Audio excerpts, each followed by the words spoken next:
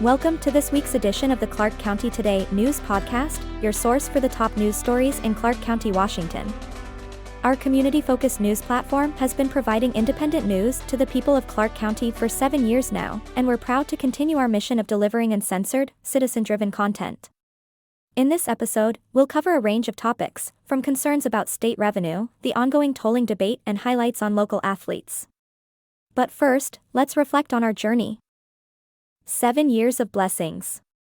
ClarkCountyToday.com has celebrated its 7th anniversary, staying true to its mission of delivering independent news to the Clark County community.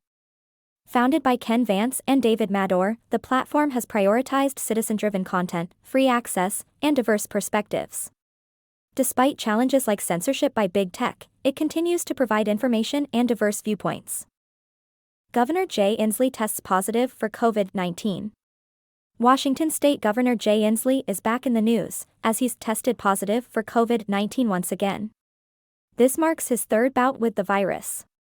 Governor Inslee, despite his diagnosis, continues to fulfill his duties through virtual meetings and has emphasized the importance of vaccination in preventing severe illness.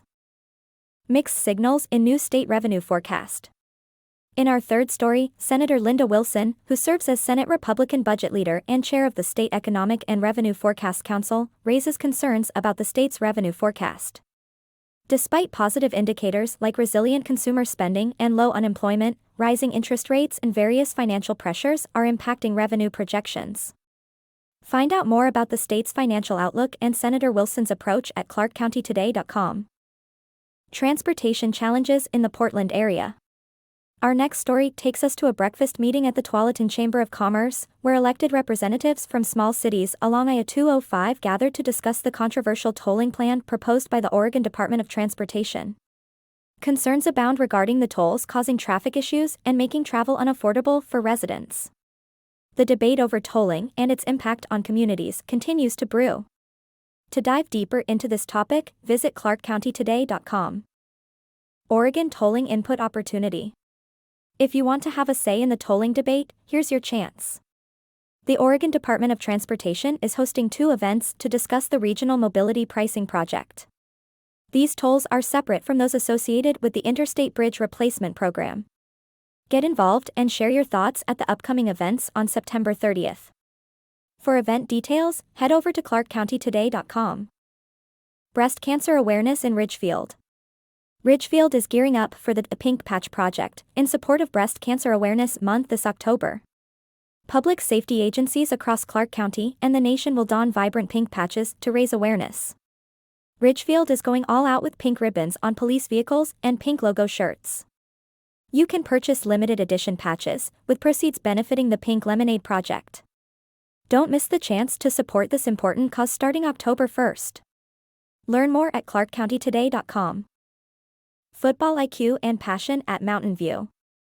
In the world of high school football, Joseph Burcham of Mountain View stands out not only for his skills as the starting right guard but also for his dedication, football IQ, and passion. His commitment to his team and personal growth make him a standout player. Mountain View is gearing up to face rival Evergreen, and Burcham's motivation is a driving force behind their success. Read more about this rising star and the team's journey at ClarkCountyToday.com. Sportsmanship and unity in Evergreen. Evergreen High School's running back, James Bethune, not only excels on the field but also exemplifies sportsmanship and academic excellence. After a recent setback, the Plainsmen are preparing for their first league game with their sights set on playoffs and a league championship. Learn more about Bethune's dedication to both sports and academics at ClarkCountyToday.com. Letter to the editor, Councillor Belka stands alone. Clark County resident Rob Anderson is disappointed with the recent decision by the Clark County Council to approve a $4.7 million remodel of the election department facilities. He, along with others, had called for a forensic audit and other measures related to election integrity. Councillor Michelle Belka was the lone dissenting vote on this matter. Find out more about this issue and Anderson's call for change in the Clark County Council at ClarkCountyToday.com. That wraps up this week's episode of the Clark County Today News Podcast. For more in-depth coverage of these stories and to stay informed about what's happening in our community, visit ClarkCountyToday.com. And don't forget to cast your vote in our poll on whether there should be a forensic audit of the Clark County Elections Department. Your voice matters. You can also share your thoughts by sending a letter to the editor at ken.v@clarkcountytoday.com. Thanks for joining us, and we'll be back with more news next week.